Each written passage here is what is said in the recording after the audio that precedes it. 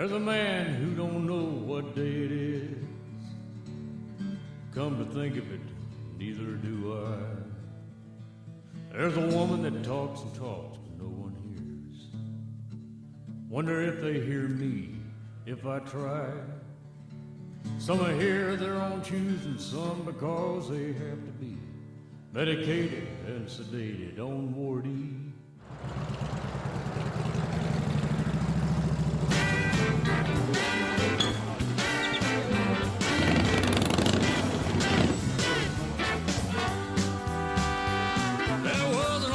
Here, Sunday as well, Chicken Shit Sunday, of course. We want you to be the next Chicken Shit winner. We're really partial that way. We only want you. So the only way to win, though, is to buy Chicken Shit tickets for a paltry $2 donation. You go in over $100, that's right, if it's the same number that the chicken chooses in her little chicken red way. It was fun to see the old man ride. My name is Salman King, and I'm a filmmaker. I look authentic? Hi. Ask this guy if I look. Do I look authentic? Yes, you do. See that? I was in Austin, Texas, casting for a country musical film that I was doing. I was there with Rod Harris, who was the composer, co-writer of the screenplay. It's a Faustian tale. The story is about a country singer who sells his soul, essentially, to the devil. And to find someone to actually play this role is difficult because I wanted somebody who was absolutely authentic in sort of the honky-tonk tradition. And Rod and I were talking to Ray Benson, who, you know, was the band is Asleep at the Wheel, but he's won many Grammys as a producer. He's fantastic, and he has his finger really on the pulse of country music. And we told him what we were looking for, and immediately he said, you really have to check out Dale Watson. We never paid the old man mind. It was fun to see the old man ride. Yeah, he was ornery, he was mean. Never forget the way he screamed. Yeah, no playing around here. Please have a nice, refreshing Lone Star beer. The kind of beer that makes you more wealthy, it makes your kids smarter, and it also brings you money into your life and love. As a matter of fact, if you drink Lone Star beer, you'll soon fall in love. It just so happened that Dale was playing at Jenny's Little Longhorn that afternoon. Jenny's Little Longhorn is like a small bar on the outskirts of Austin. And they do an amazing thing there, and on every Sunday, Dale sings, they do this, they call it Chicken Sit Sunday because people come there and for charity they bet on where the chicken will poop. You know, they put numbers down on a board and then the chicken poops. And the winner wins $100 or $200, which they usually end up buying drinks for the house. What am I doing with all that money? Buy some fried chicken. Steve, a big hammer of Steve, everybody. Congratulations, Steve. A big hand for Steve one more time, everybody. I think Rod and I were in agreement immediately that Dale was exactly what we were looking for. He was perfect. He had just the right attitude, and he seemed very comfortable. I'm going to sing this song. We did it earlier, but I got to do it again for David.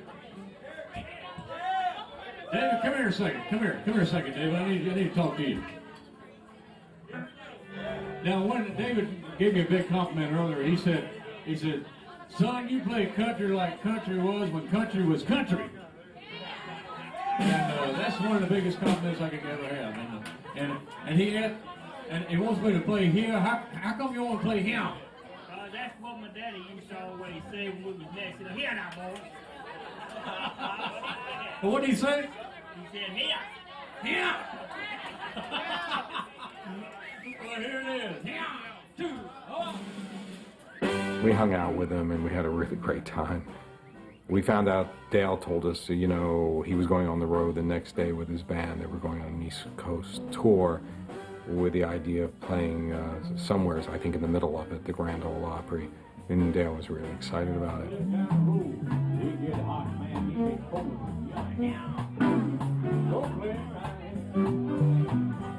Now we were just kids and sometimes like to make that old man mad. We'll be back in a few weeks.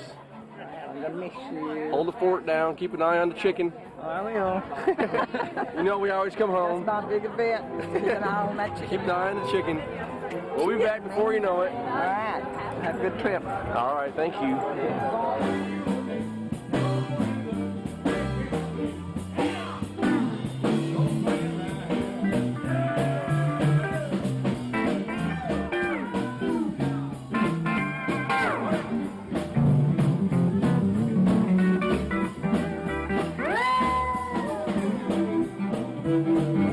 Where are you going on tour, honey? We're heading to the East Coast. Oh, yeah? Yeah, our first gig's You leaving right? Yeah, our first gig's in Birmingham. Oh. So we got a pretty good drive. You go to a gig with all these grown adults, and then you leave with 3-year-olds. You know, with all, it's like, when did you guys become adolescents during the gig?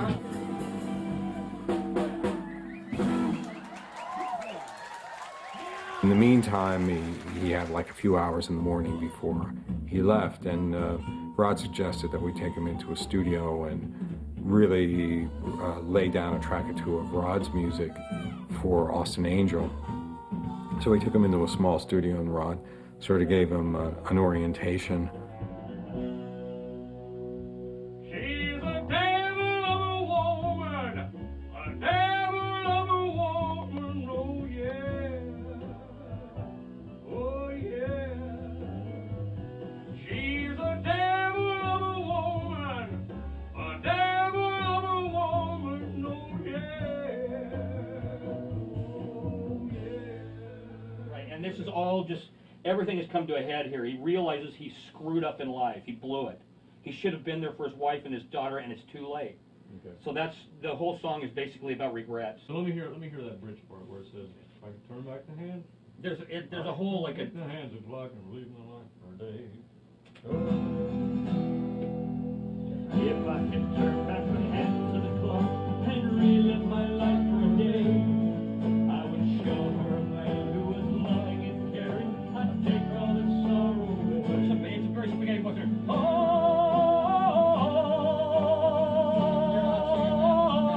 That guy's still back up.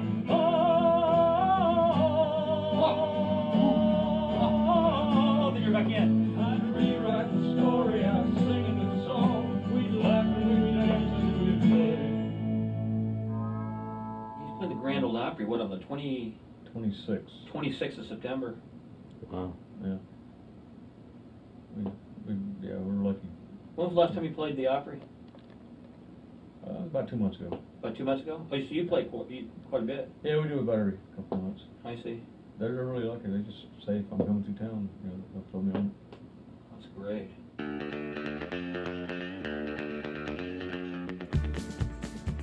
Dale had mentioned, you know, you guys should really come on the road with me, to both Rod and I. And both Rod and I had a little bit of time, and I thought, well, why not go on the road with him for a little while?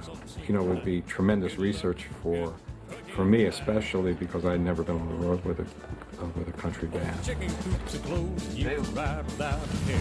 Hold the toll booths are closed, you ain't got to pay no fare. Hold your coffee stays real hot in your face. Devil woman. One of the first people Rod and I met when we went to see Dale perform was Donnie, who is Dale's road manager. And your road is straight and smooth. Hope you quit when you want to quit. Hope you ride when you want to ride. Good luck, good trucking tonight.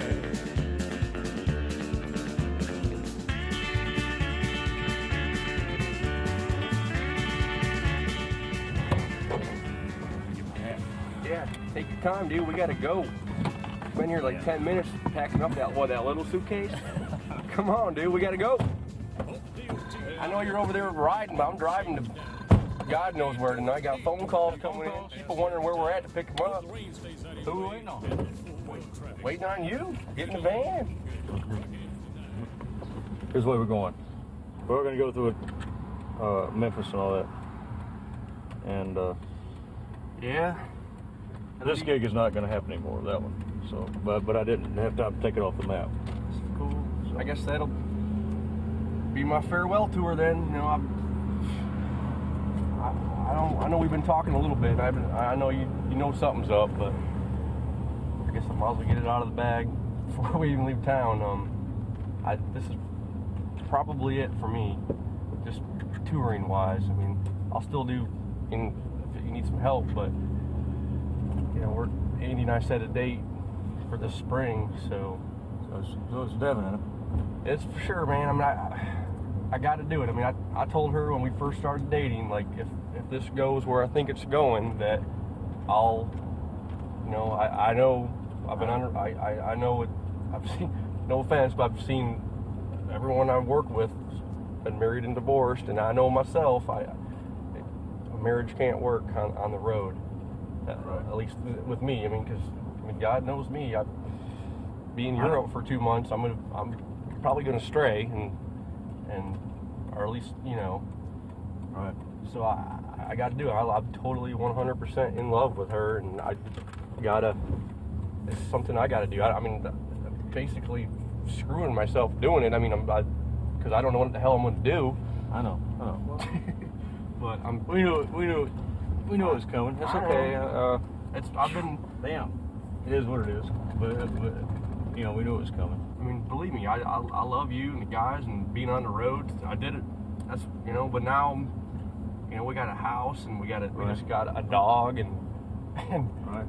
It kills me to go on the road and like call home every night. And she's like, "Oh, I went to the movies with Zach," Sure. or she's hanging out with her friends and brothers, and here I am. I mean, I'm at the top of the Eiffel Tower or swimming in the Mediterranean Sea with no offense, with you. You know. What do you mean by that? I've done the most romantic things in the world with you. So yeah, you know, I gotta. I know. I gotta do them with her, you know. Forever Valentine, I am forever yours. Please be forever mine.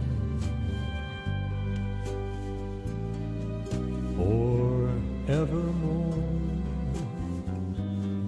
Your lips aren't just any lips I know.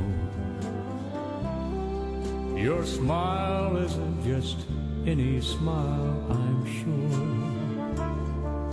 Your love is like no other love. We took off with him and traveled from town to town and really got to know Dale as well as the guys in his band. And as we were traveling, the interesting thing is Dale began, just in conversations with he and his band, is that we began to learn a whole lot about Dale and his life. And it occurred to both Rod and I that Dale's life, what had happened to him, it was like paralleling exactly the character in Austin Angel. We've been through some shit together, man, and you've helped me and I've helped you. It's not like a boss-employee relationship. Right. Maybe you should have kept it that way. When Well, you we got said. shot. No, What if I say you shot a gun at me? that's when I went nuts. First time. Actually, the first time. When Terry died, 2 days after Terry died, tried to get the cops to shoot me. There was a tragedy in his life where he was madly in love with a young woman, Terry, and she died in an automobile accident after they had had an argument. And it sort of pushed Dale over the edge of a cliff, in a sense. He felt guilty, he felt responsible for her death.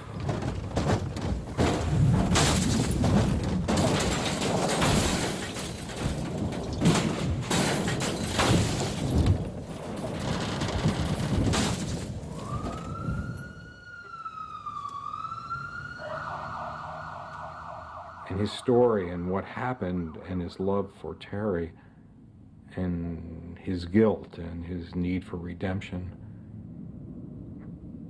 It seemed to me like it was a really good story to tell. It was like, here I was on the road just thinking I get some incidental B-roll and give myself an orientation into, so I can make Austin Angel as authentic as I possibly could, and all of a sudden hearing Dale's story, I became compelled by it. I'm the first one that, that heard about her death. So, well, I mean, not the first one. The authorities had contacted me. Somehow they got me and were like, "Are you Donnie?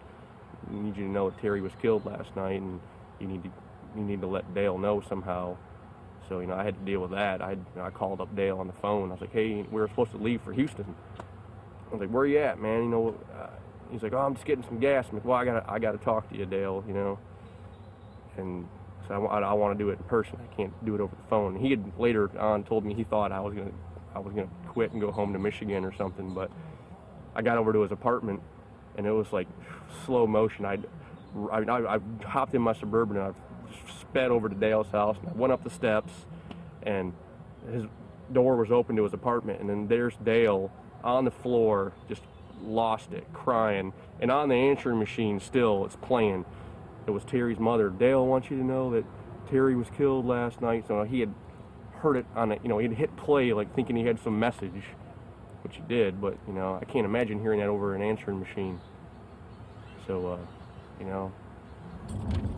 was in there, broke on my ass on a wine and had a gun in my hand and thought if the cops came, I was locked up in there. And, yeah, I thought I didn't want to shoot myself. I didn't want to go to hell. So I thought if I shot at them, they'd shoot me. When you love somebody so much, you feel everything differently. And I was crazy in love, and when she died, I was lost. Didn't work. But Donnie was there too, I guess. Oh yeah. Cop pushed me out of the way. Cops, they were so fresh and young cops. So we broke the window to open up your door. So we broke this window, and the cop was going to reach in and unlock your door from the inside. And as soon as you heard the glass break, you fired. And then the cops were like, pushed me like, were like, "Get out of the way." And they're like, "Was that a gunshot? Was that a gunshot?" I'm like, "That was a gunshot, boys." Maybe you never heard one, but I've heard one before. And then they busted the door down, and you came out, and you had your wife beater on, and I was a regular cop, wasn't it? you had a red wine stain on your wife beater, and your hair was everywhere, and you're like, "What's going on?" And only in Texas can you do all that, and then then nothing, no questions asked. They took your gun and didn't go to jail or anything, just left you there. I learned later that that guy, the main cop that was there that shot at and filled out a report. Yeah. He's normally a really staunch, by the book kind of guy. He could have really got me. He could have really racked me up. Jail time, whatever. But he put on there. He knew that I just, I lost my girlfriend and was just. Yeah, I told him about it. They interviewed me out there, and I told them. They were really cool about it. He thought he had killed her. He thought he was guilty of that girl dying in that car wreck. Because he had not lied to her, but there was we had went out. Dale had left his cell phone in the van, and she had called him something like 17 times. We're sitting at Denny's having breakfast after a show one night, and she knew we were going down to Houston the next day. So she had taken off from the show to try to catch up to us or meet us in Houston or whatever she was thinking, So Dale never heard the phone ring because he didn't have his phone on him, and by the time that happened, it was too late. And she left Ginny's and got 20 minutes down the road and, flipped her car. So, Dale blames himself. You can't blame anyone for that. It's just, Dale wasn't in a car with her. He didn't, it was an accident, car accident. You're a hell of a bad shot. Well, I wasn't trying to hurt nobody. I was, it wasn't I went over there one day to look at that. Yeah. There was 4 people. You didn't hit any of us. Being on the road with Dale it became obvious that a lot of the love songs Dale was singing were basically in memory of Terry. And we began to talk about it, and he said yes. He thought that the most healing thing he could do would be to write an album comprised of songs for her, about her, and about their relationship and what he felt about her. And he wrote an album with these love songs, a compilation of these love songs called Every Song I Write Is For You. The one thing that Terry said to me that stuck with me, especially after she died, was, would you write a song for me? And so when she died, every song I wrote after that was for her. And it was an album that it helped me heal, but it also helped me dwell on my loss as well. Your Love I'm Gonna Miss is my favorite song on the album, mainly because it is a very good description of a day in the life of. It seemed like every morning she was running late to go to work because we were staying in bed just holding each other just a little bit longer. And this song explains it out day by day. Wake up in the morning, radio alarm, and turn it off, then snuggle and kiss.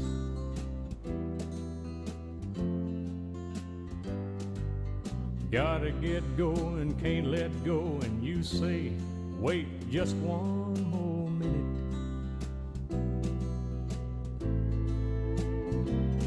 Finally make it out of bed, now look how late it's getting, we should be at work, but instead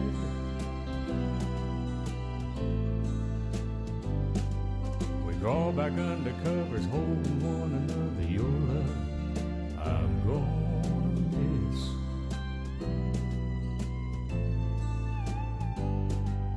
You brush your teeth and hair, you're rushing everywhere, trying to make up some time.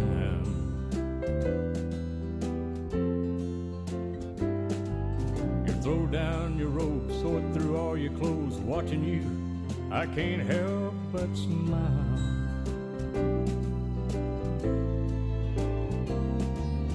With a smirk you ask what you're laughing at, I grin and say, at the best there is.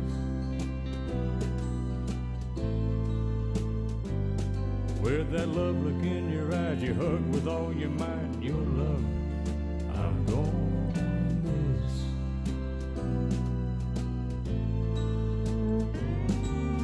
Fate had a different plan. I let you slip right through my hands. Your memory is all I got left, and your love I'm gonna miss.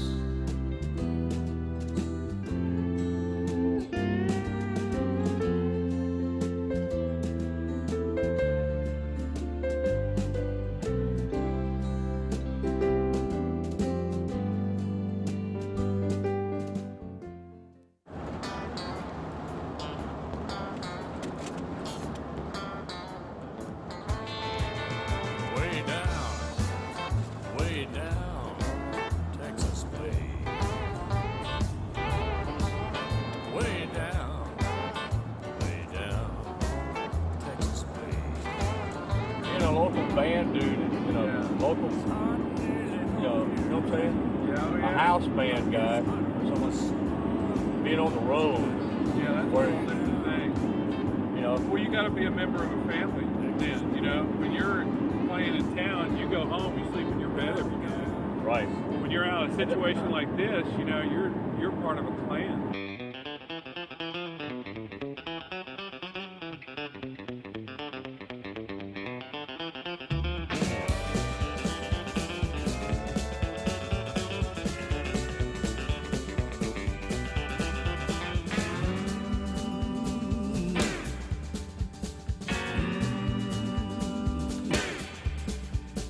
Bumping along the open road when the voice come over my radio, said, baby, break her 19. She sounded sweet as apple pie. She invited me to drop on by. Said, baby, just exit 109. Said 109, 109, park it where the sun don't shine.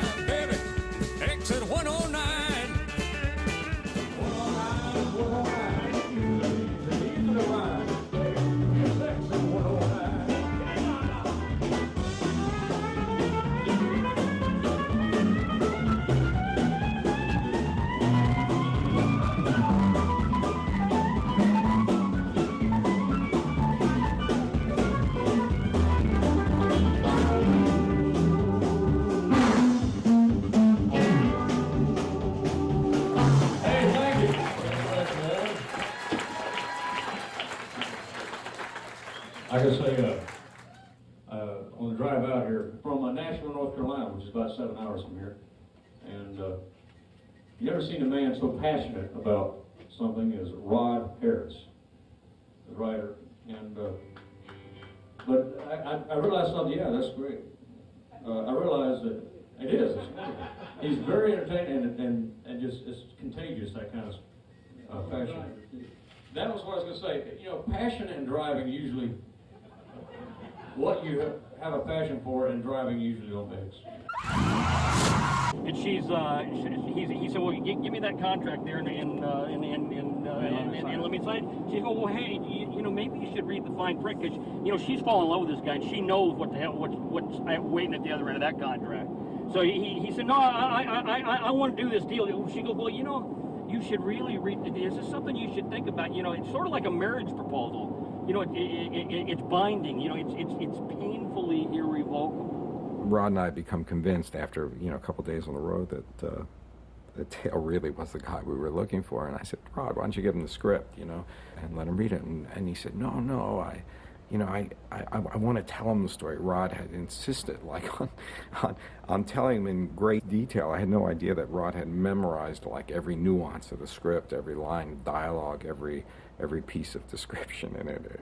She kind of grabs his hand and looks at him, and he kind of pulls back away, and he said, well, just let me sign that thing, and we'll get the take care. So she's going, she's putting the pen behind her back, and he's trying to grab it. She puts the pen behind her back. He tries to grab the contract, and she puts it behind her back. All of a sudden, they reach over and they bump heads, and she got just knocked out cold. It was like poor Dale had to endure Rod like ranting and telling him these scenes. Rod's trying to drive and tell him the story. Dale's like, pow, he's jumping back.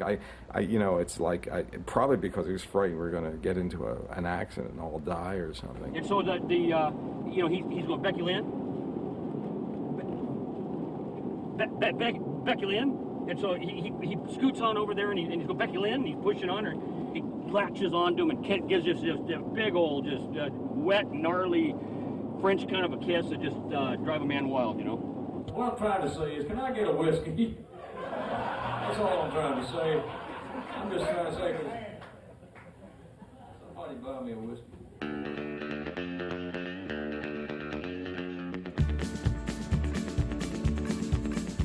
Hope your wheels keep on rolling and your band just stays on tight. Hope the wind is... When you're on the road, especially at the hotels and motels that we were staying at, there's no time or no place to do your laundry. So there was some time in the afternoon. We stopped into this laundromat, and this woman was there, and I guess she was the proprietor of the laundromat. I mean, she ruled over it. She definitely had control. This was her domain, and God, she saw Dale, and it was like love at first sight. and she just couldn't figure out what these cowboys were doing in her laundromat, but she became very curious. You know what the deal, how old your ass is. Now, you ain't just got here. You ain't even new to the game. That's my first rodeo. Your first what? Rodeo. You riding in a rodeo? No. That's Video. No, rodeo. Rodeo. First rodeo. First time. White folks tell good things. Lies, all of them. You gotta watch them with both hands, because they tricky. But it's Both cool. hands. Yeah. They got some shit for your ass if you ain't looking. But they cool. They cool. What about this guy? What you got? The bald dude? Yeah, all right. Bald dude. Yeah, all right. All right. Yeah, he's just a different type of cat. He got tattoos and shit. Freaky. No, he's kinky. Uh-oh. He probably got nipple rings. You like kinky? Oh, you know it. Yeah, it's all right. Whatever floats your boat is cool with me. But I like, you ever been to Insurrections? No. That's What the is- freaky store on Peachtree Street. Oh, yeah? What do they got there? Everything. Why everybody white be in that damn store? The black people tip in with the shades on their heads. And then he's talking about, no, wait on him. I'm over here just looking.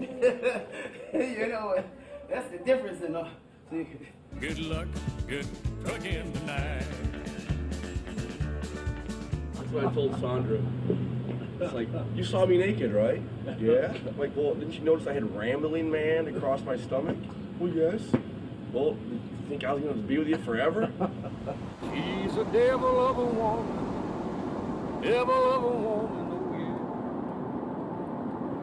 yeah. She's a devil of a woman, Devil of a woman, oh yeah.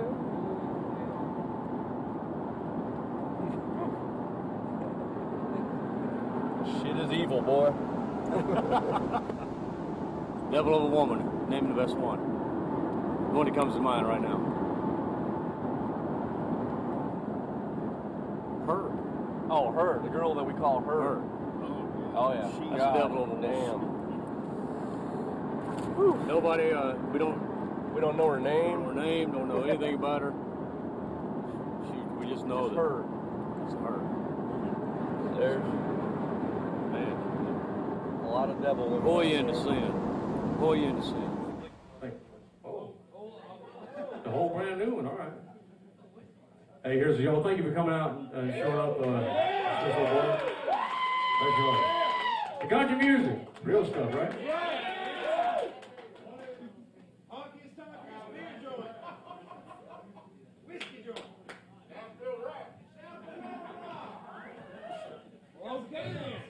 All right, Rod, I can drive with you now. All right. Oh, sure.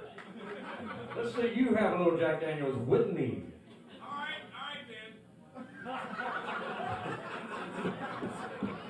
then. Everybody wants to see the face on that mouth, man.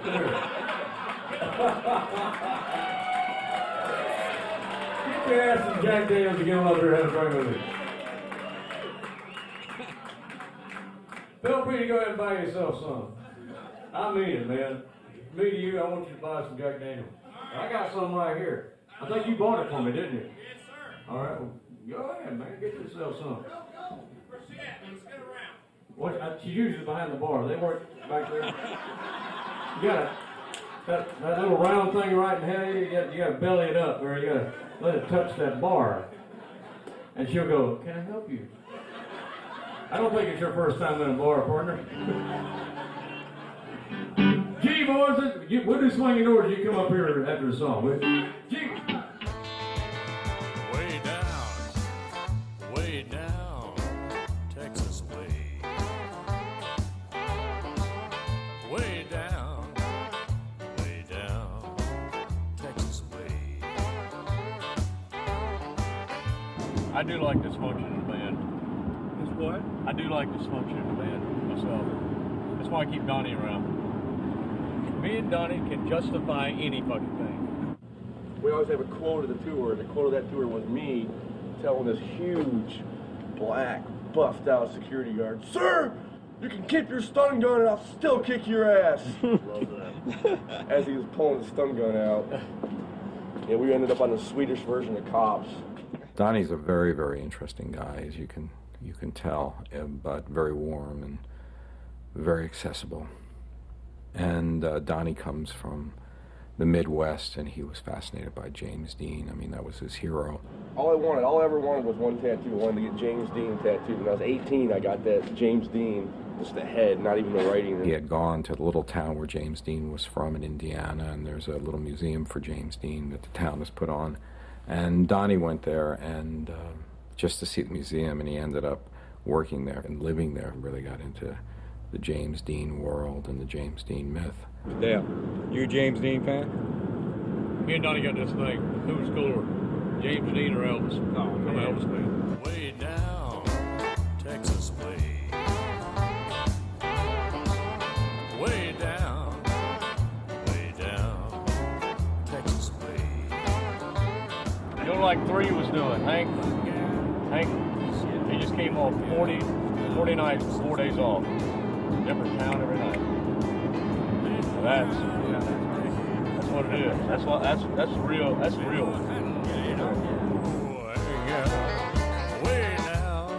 When you're on the road with these musicians, you stay at these motels, and usually they have really big parking lots so that the tour buses can park there, and bands sort of intersect, and there might be a country band and a rock band. And we were coming through Atlanta in the morning, got up, and the bass player for Hank Williams III, who was Sheldon, Williams, I mean, that's his name, and Hank Williams, who's obviously the greatest legend in country music, was his grandfather. And both Dale and Sheldon have mutual respect, and you could tell it from the bass player. They were really thrilled to hook up because they sort of play the same kind of music. They do in a way. Hank III actually sings sort of traditional country music for part of the show, and then the second part of the show is sort of rockabilly, punk, thrash metal. It's sort of a crossover. And they had been out on the road for a long time. They'd been on the road like 45, 50 days, something like that, and they were trashed. And Dale wanted to see Hank because they were going to play shows in Atlanta that night, but a totally different club, so. So when you're done with this, then you jump right into that, huh? Go home, make the old lady happy. So happy. She gets to see me when I'm all, torn up, recovering and all that crap.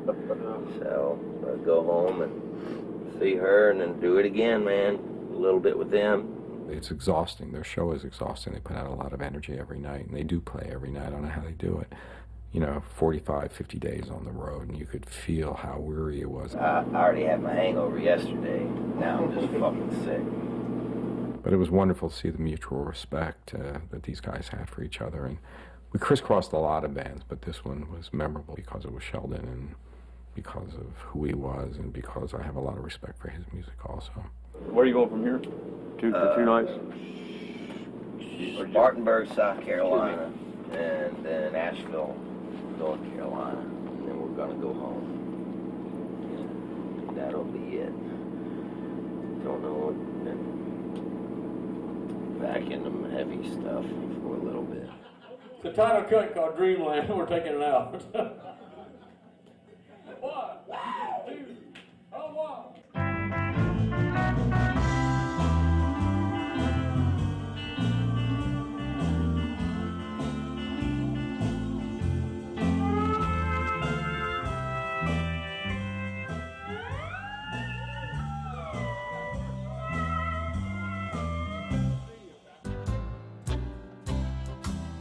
There's a place I go, I always wear a smile, and a kiss is always on my lips.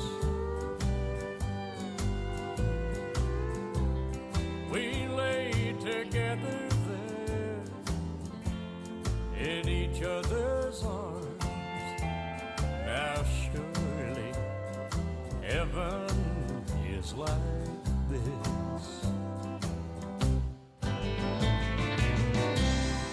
It's in dreamland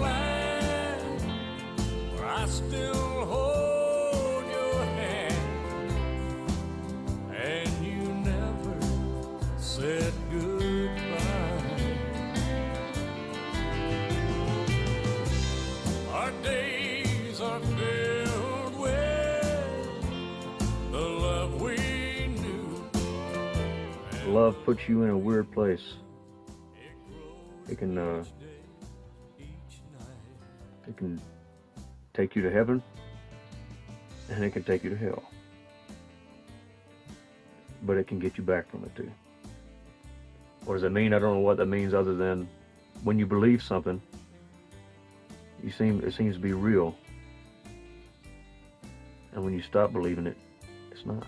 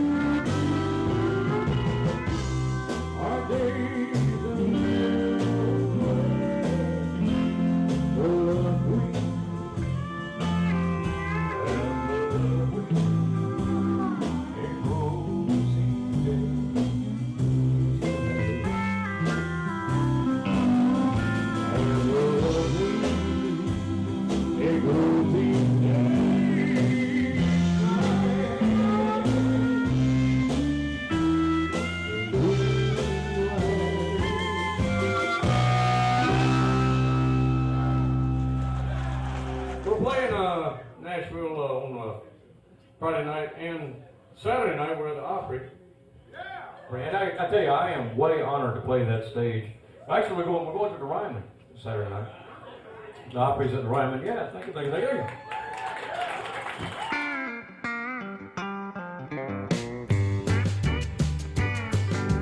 When we went on this trip, you know, it was clear that that they were going to play the Ryman, which is the Grand Ole Opry. It's the original home of the Grand Ole Opry.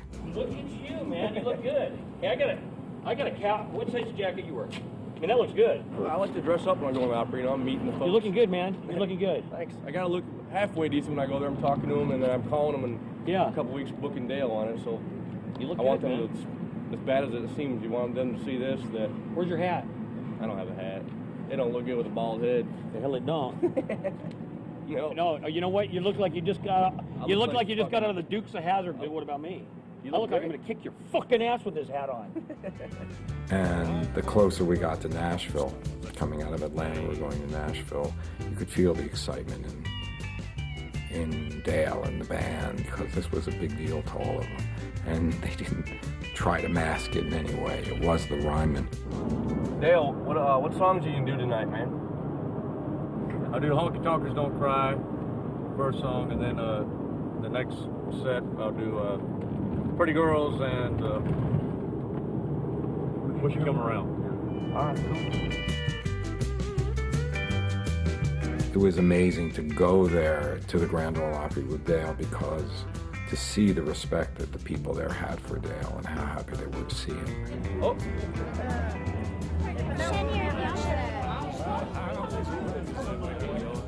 Yeah, I got the feeling that there's no open invitation for Dale to sing there whenever he's traveling through, which is a big deal.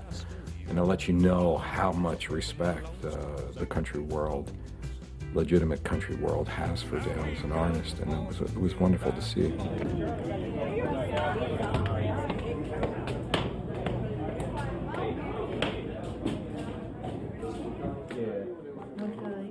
Rod Harris. Don Pollock with a P. And I had all this food up there.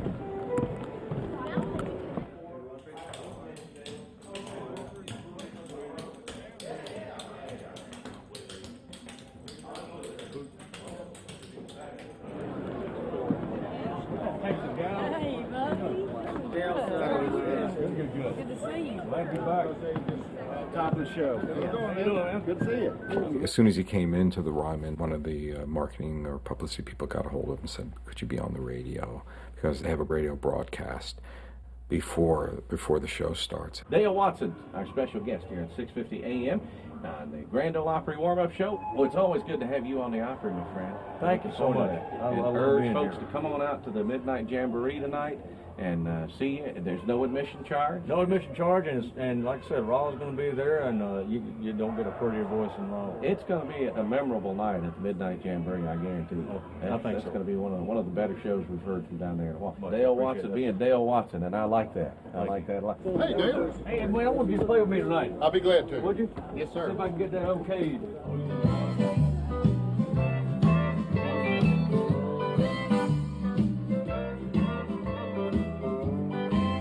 That's right, if I got it does do that.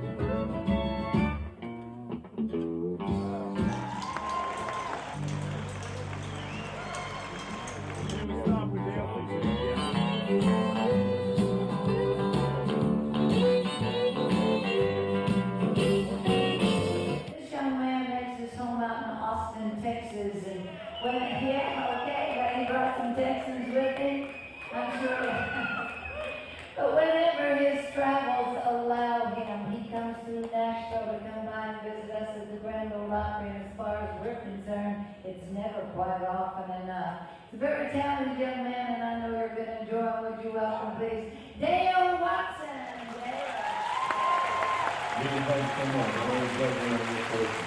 Thanks a lot, Joe. Love songs and songs from you on the new album called Greenland. Howdy. This is all We Should Come Around.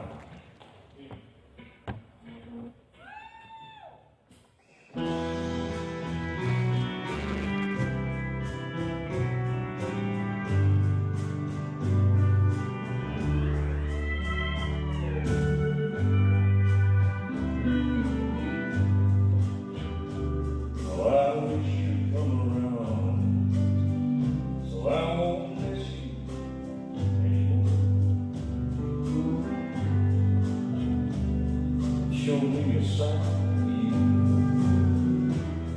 that I've never seen before. Like the one that don't exist. Make me wish you were never born. You know, you never know how you're going to act whenever you lose someone real close to you, and someone that's your significant other in life. And when I lost mine, it was like the world just fell up from under you. And I coasted along for a couple of years dealing with it. Everybody has to deal with grief their own way, and I dealt with mine by going forward and trying not to think about it. But it's something you think about every day. It's like a ghost that just sticks with you 24/7. It's a selfish side of me, keeps trying to hate you to the core. Oh, I wish you'd come around so I won't miss you anymore. It's a selfish side of me, keeps trying to hate you.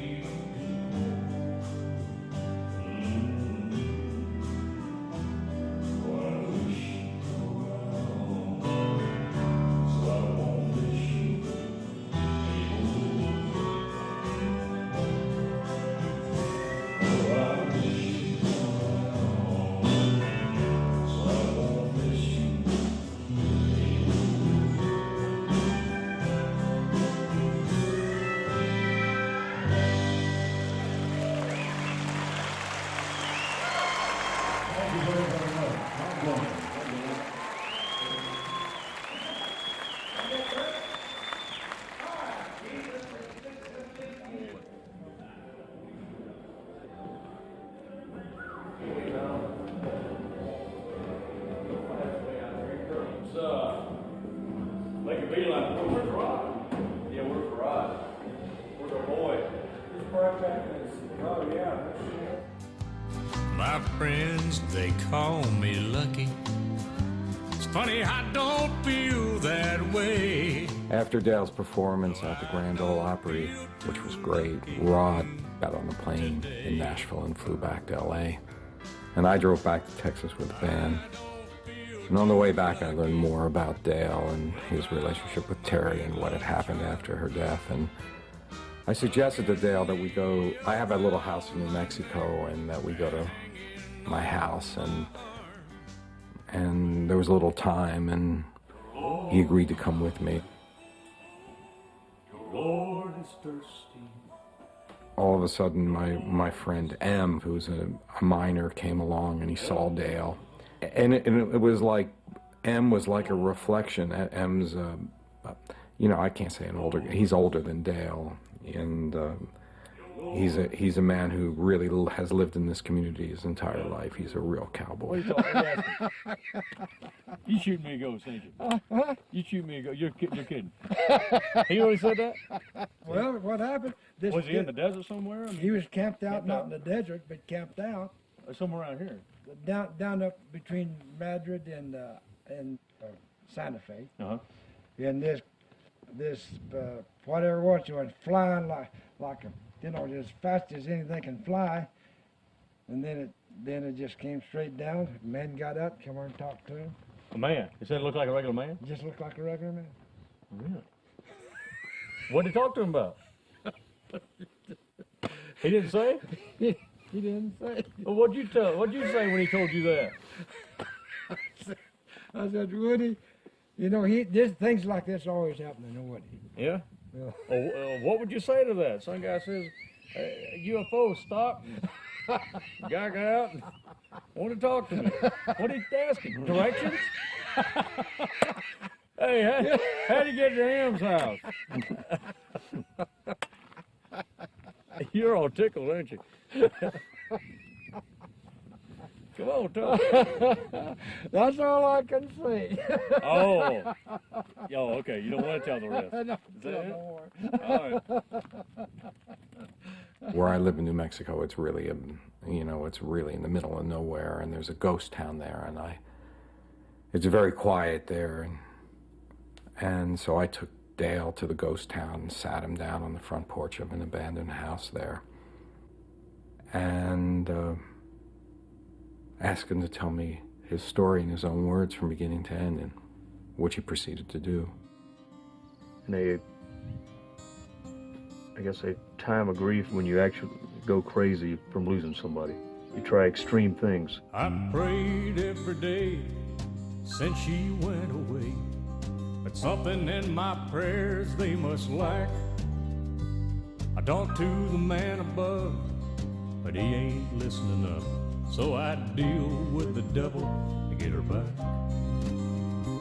I tried everything from psychics to the Ouija board. That was the bad thing. That's when everything went wrong. So you don't believe in heaven or hell, huh? No, there may be some type of heaven or hell, but not like we're taught, you know. You think reincarnation? I believe that it might be you're sent back to this world. You think that's hell? This is the hell then? I don't think it's hell. I don't think this is hell. I just think you come back. You're going to learn. You're going to learn what you didn't learn before. I've read a lot of stuff on this stuff, you know, since. And I think I read a book, Destiny of Souls. Yeah. And it's about your life between lives. Oh yeah. I read that book. I read so many books since my girlfriend got killed. They tell me, boy, it's time you move on. Got with the Ouija board and tried to get in touch with my girl, and you get in touch with things when you go that crazy. Sometimes it would be my spirit guide. Sometimes it would be Terry. Sometimes it would be Jesus, which actually was the hardest one for me to accept. As I listened to Dale's story and he began to describe his experience with the Ouija board, I realized that it went beyond the Ouija board. It sort of transitioned from the Ouija board to automatic writing to voices in his head. He was actually talking to Terry, that she was there. He was actually having conversations with her. I didn't know what to do, because here I was hearing this voice, and on one level it was giving me so much peace, and on another level it was a lot of lies, and it was confusing. I literally went crazy. I went out of my mind. I thought I was actually with her at times. I thought I could dance with her. I thought I could talk to her. And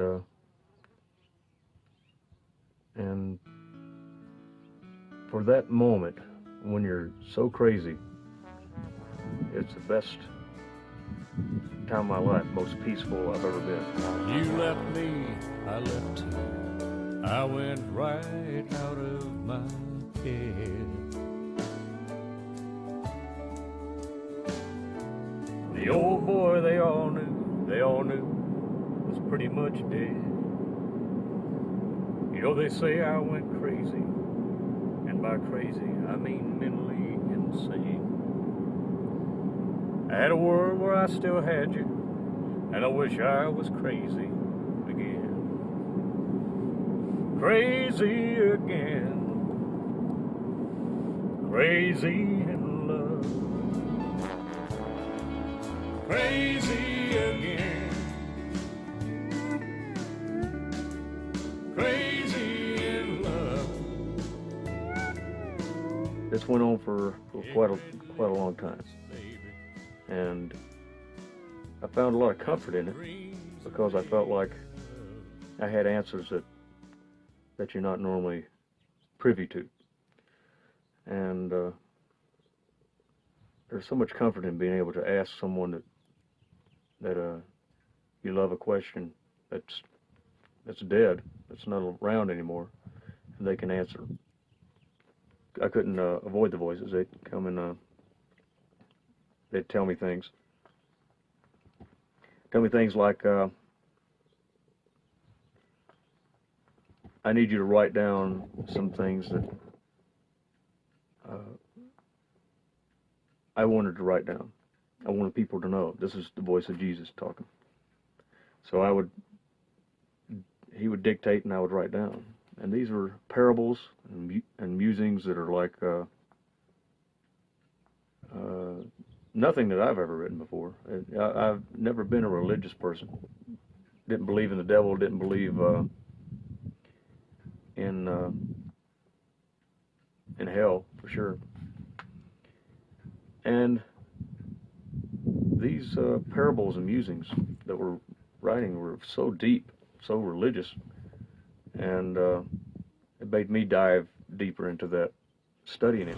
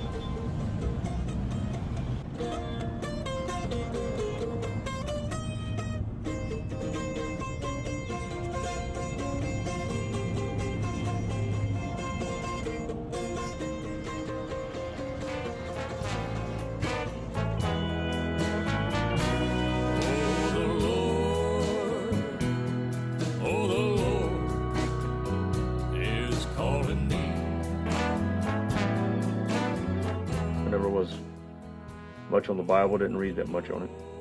So I started reading it. And as I did that, I realized it was a way for me to not have to be in any other relationship. Oh, the Lord is calling me.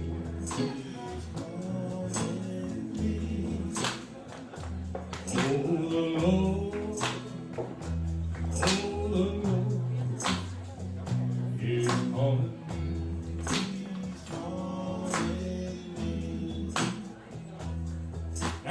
Jesus, he let me in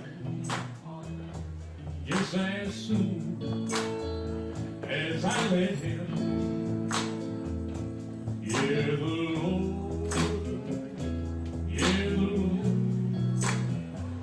is calling. At the same time, all along the way, I thought, all right, as long as nobody gets hurt, I'll go along with this. Well, the voice the Jesus voice asked me to do some things.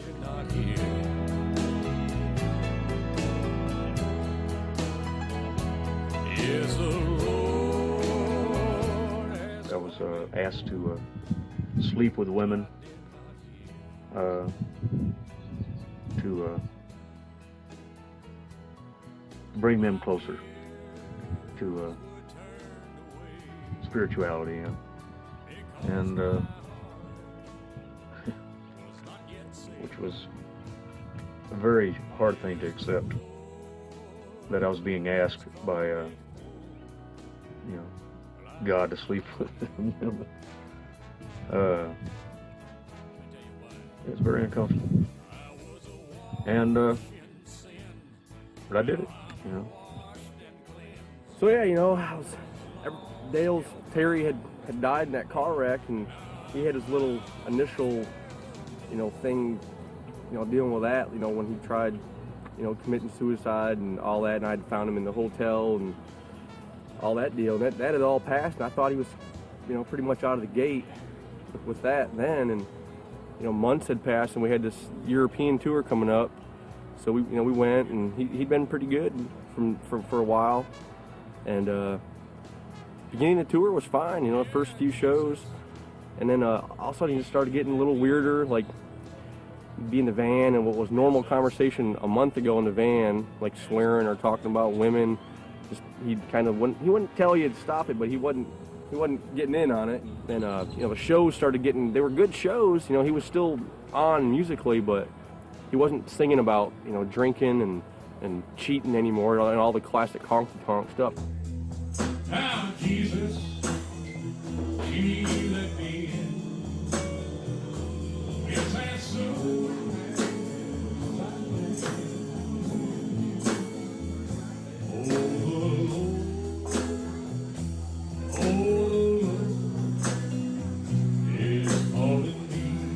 We were in Glasgow, and I was at the train station, and this strange woman walks up to me and she's like, "Hey, you're Donnie, you know, and is Dale reborn now, or what's going on? I saw him. He was here last night at the train station preaching." I was just astonished. I was like, "I'm not sure what to tell you. I don't know." And then a couple hours later, or maybe that night, me and the guys were sitting there having dinner, and Dale kind of floated by on the street outside this window. We were sitting in front of this restaurant, and he had a Bible, kind of just floated by. I was washed in sin, now I'm washed in the cleansed. I was lost and bound, but now I'm found. Oh, the Lord, it's calling. Then, as the story unfolded, and all these writings that I'd written down, I was asked to get them to the Pope. Yeah. The main guy in Rome. He knocked on the door of the Vatican. He had 2 extra commandments that he had somehow been channeled to, and he wanted to. I can just see Dale knocking on the front door of the Vatican, wanting to see the Pope with 2 extra, you know. I mean, they must have some sort of support team there to deal with. I'm sure that happens all the time, but You got to remember, I'm not a Catholic, and I don't know much about Catholicism, more than what I've tried to teach myself at the time. But I was pretty sure you go to the Vatican with a briefcase and trying to reach the Pope, that you're going to be thrown into the nut house. He said, all you have to do is walk around. Just walk around. They'll recognize you, and they'll get you to him. That was fair enough. So nobody's getting hurt that way. You know, if the worst thing that could happen is I look like a nut, and then they throw me in a hospital, and I get treatment, and hopefully get better. So I thought, all right, this is okay.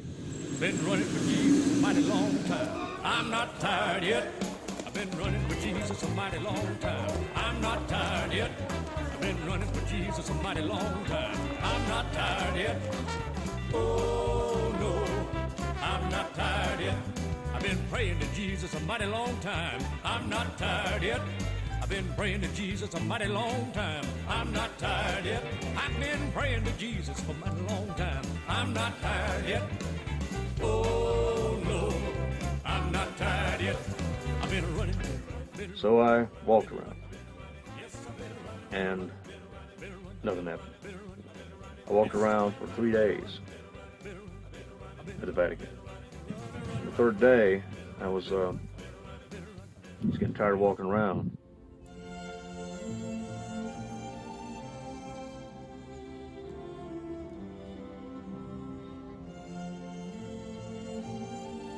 And I asked the voice, who was Jesus, who was walking around with me. I was hearing him talk all the time. I said, you know, there's got to be an easier way. Why can't, you know, you make something happen where the Pope just comes to me? Slowly the voice was getting irritated with me, all the doubts I was having. You know, I kept saying, I must be going crazy. And he said, you're not going crazy. You're losing your faith, and, you know, it's the worst thing that could happen. That's what the devil wants you to do. And as I said before, I never was a guy who believed in the devil or hell. So I just thought to myself, this is, you know, if you really want this to happen, you know, then make a change. That's what I told the voice.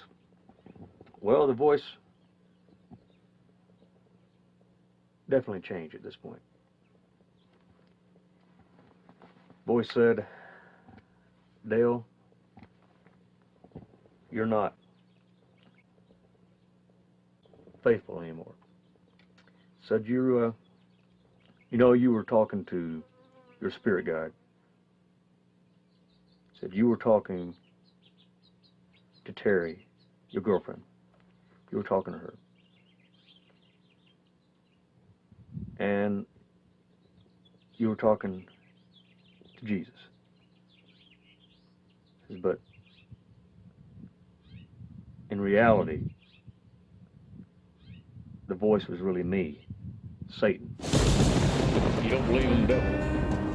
Satan? You know, I don't know what to think about. I mean, haven't you felt some evil stuff, you know?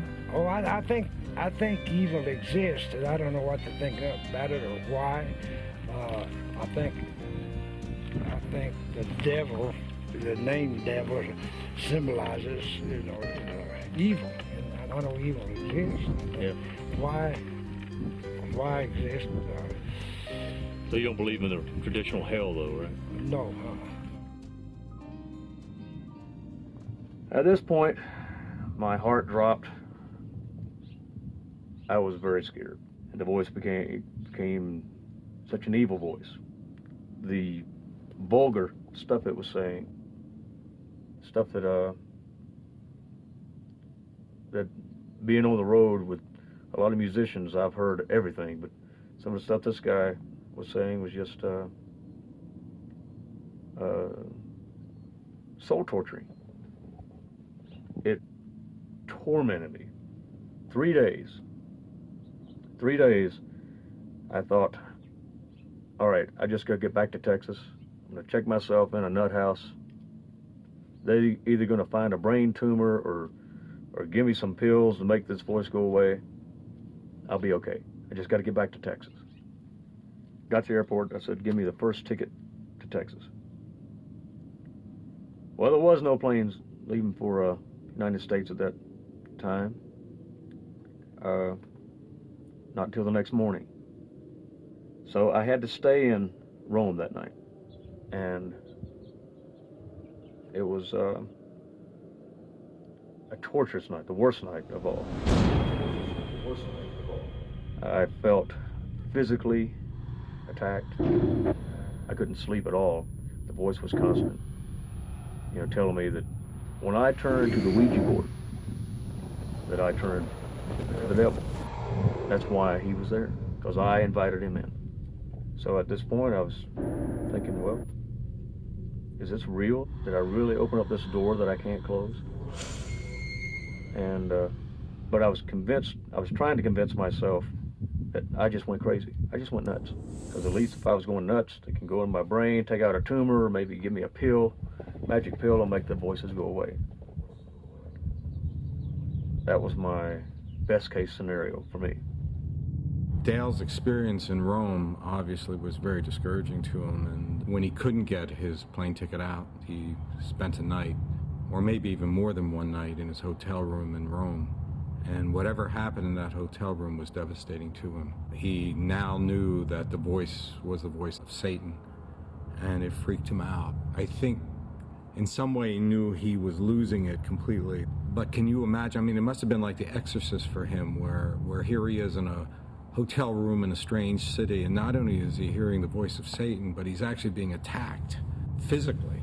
And it's in his imagination. I mean, it's in his head. It's not really happening, but the brutality of it, and when you can no longer distinguish between what is real and what is in your mind, has got to be absolutely devastating. And I think it's at that point, or obviously at that point, that Dale knew he was in real trouble.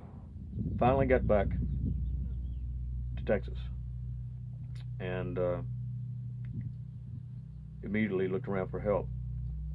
I thought, you know what, let me go to religious people first. I thought, what does this happen? This is sounding like an exorcism, you know, needing of an exorcism. Sound like I'm being possessed by this voice, you know, it's just haunting me. So I went to a priest at one of the Catholic churches in town, and the whole time the voice, the Satan voice, was just following me around and just thinking, just laughing, saying such crude things as you wouldn't believe. And I made it to the priest, and I told him a little bit of the story that I'd messed with a Ouija board,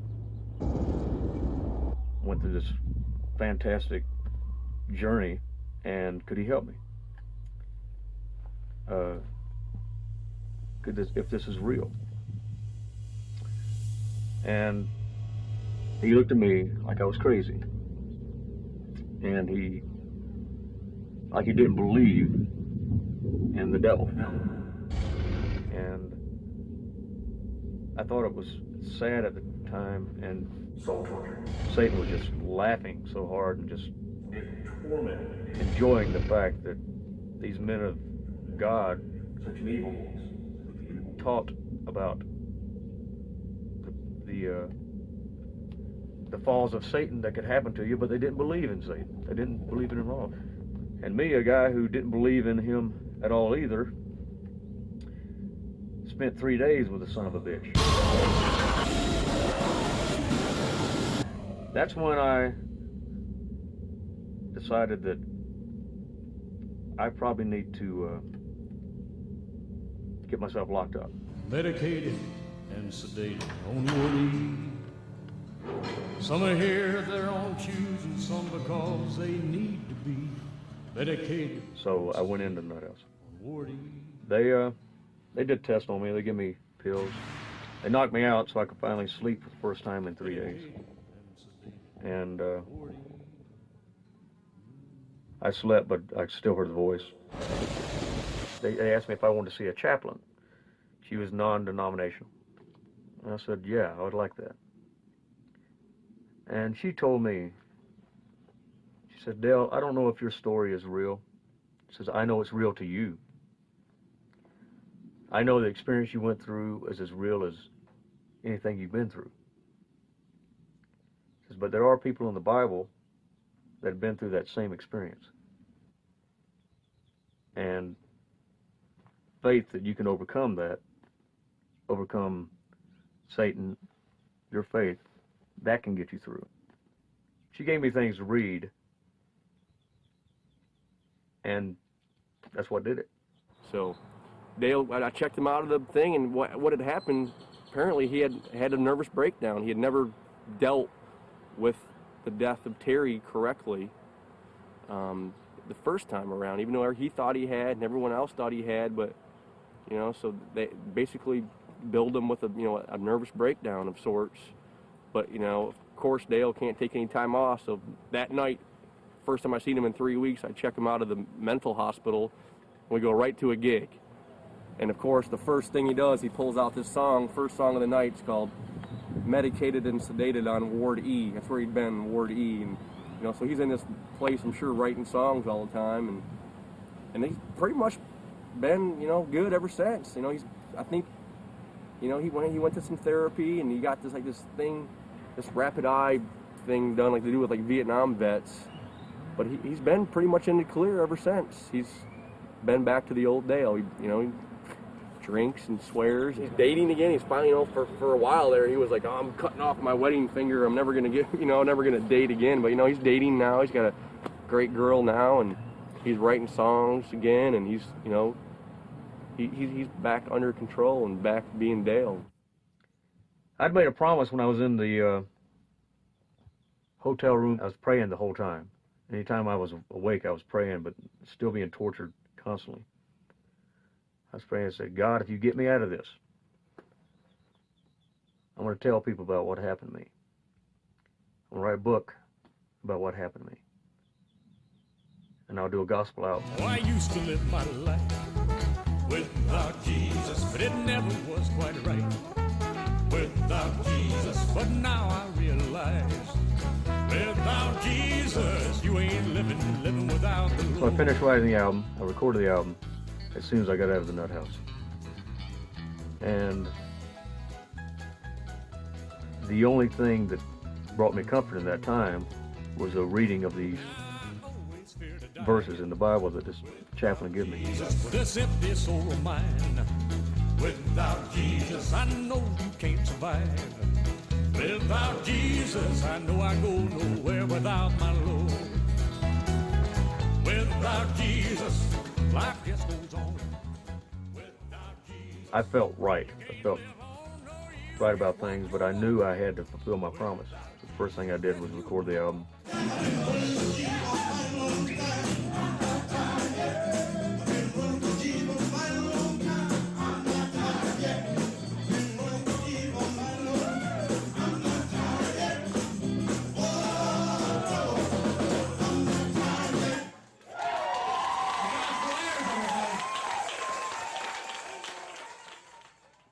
Looking back on it, I don't know if it was a spiritual thing, but I know I went crazy over grief, and it stretched out for 4 years of grief till it finally probably made me go nuts.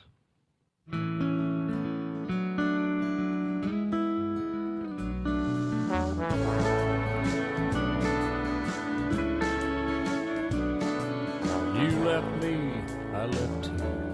I went right out of my head. The old boy they all knew, was pretty much dead.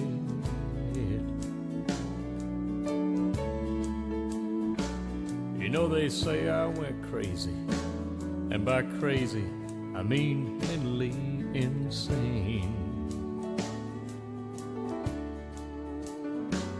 I had a world where I still had you. Oh, I wish I was crazy again. I got to dance with her. I got to talk to her. She even rode on my motorcycle. I felt her kiss the back of my neck. I felt all of that. Crazy in love, ignorantly blessed, baby. That's what dreams are made of. As Dale finished the story, I realized that, like the cowboy country singer that Dale is going to be playing in our musical, Dale was caught between this world and the next, between heaven and hell. Did it really happen? I think it did. To him it was real, and that's all that really matters.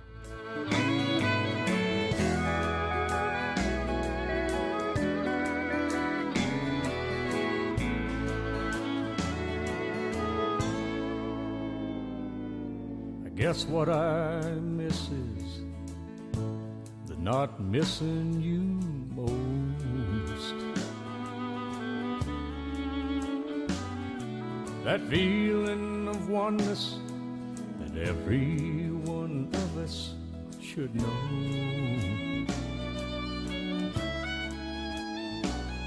When the hours were hours, and I'd sit and talk into the wind.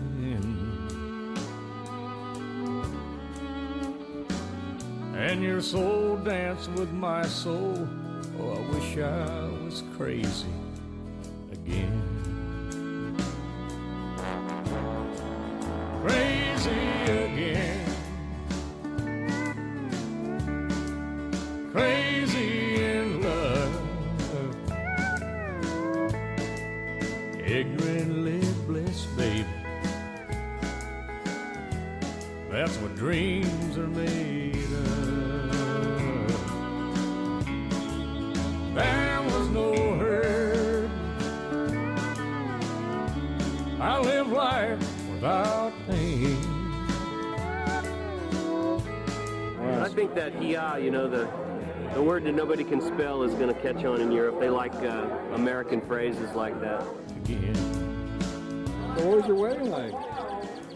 Big and It was pretty cool. yeah, we had a burrito bar and keg of beer. If I was crazy again.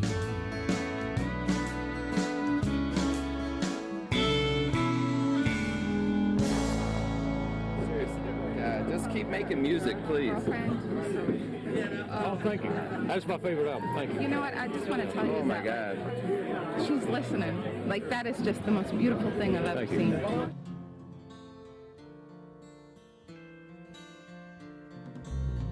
They tell me, boy, it's time you move on. Face the truth, you know she's gone. But they don't know what's holding me. I see your face in every face I see.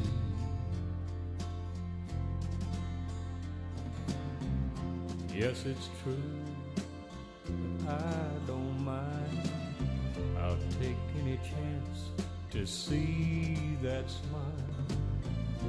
Like a ghost haunting me, I see your face in every face I see.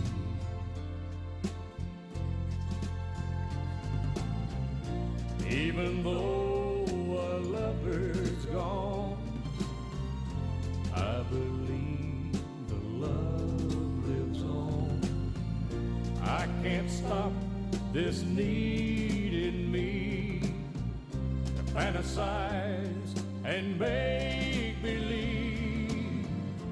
A pretty blonde with eyes of blue in the back of a crowded room, or driving down